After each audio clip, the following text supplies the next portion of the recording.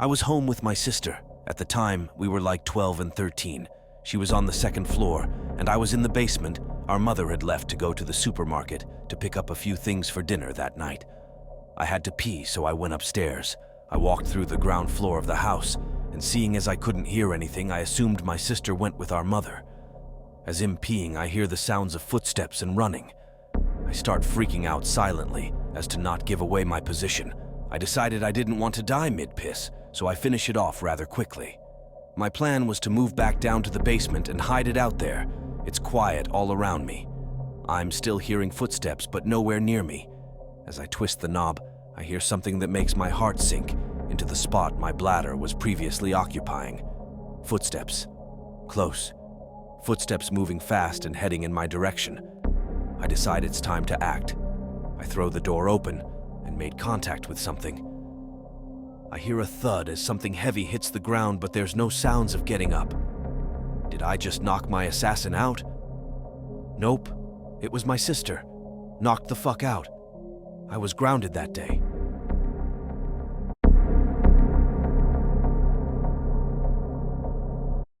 I wasn't technically home alone.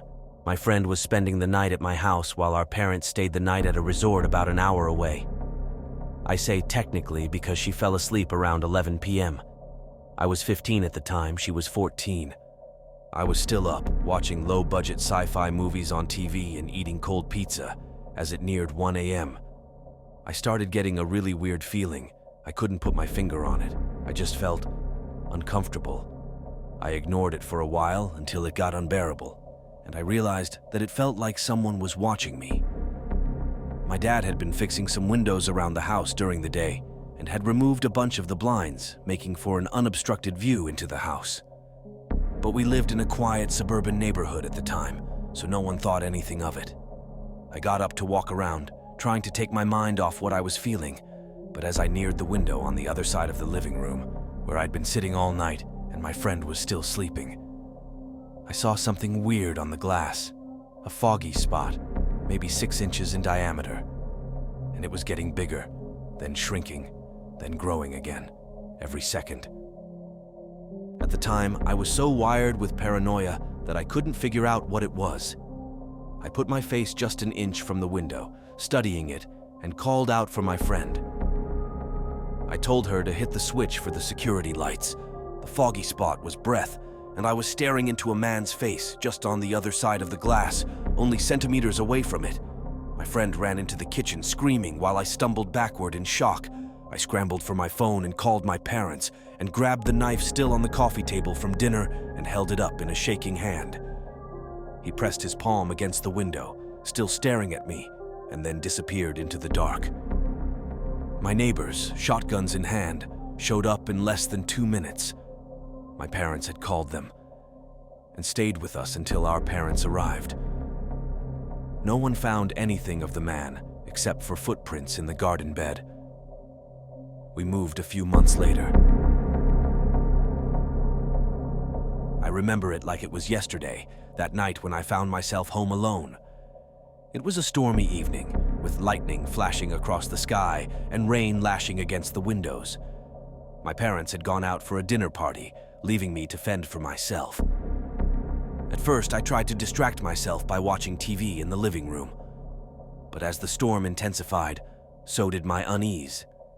Every crack of thunder made me jump, and I couldn't shake off the feeling that I was being watched.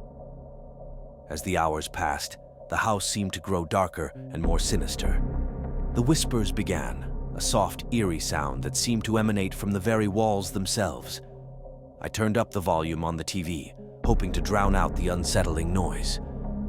But the whispers persisted, growing louder and more insistent with each passing moment. Trembling, I reached for a flashlight and ventured into the hallway, my heart pounding in my chest. Suddenly, the power went out, leaving me shrouded in darkness. With only the feeble beam of my flashlight to guide me, I could hear footsteps echoing through the empty rooms, drawing closer and closer. My pulse raced as I dialed my parents' number, but there was no answer. Panic gripped me as I realized I was truly alone, at the mercy of whatever unseen presence lurked in the shadows. And then I heard it. a bone-chilling voice whispering my name from somewhere behind me. With a strangled cry, I turned and fled for the front door, desperate to escape the terror that threatened to engulf me. As I burst out into the stormy night, the echoes of that whispered voice followed me, haunting me long after I had fled the darkness of that empty house.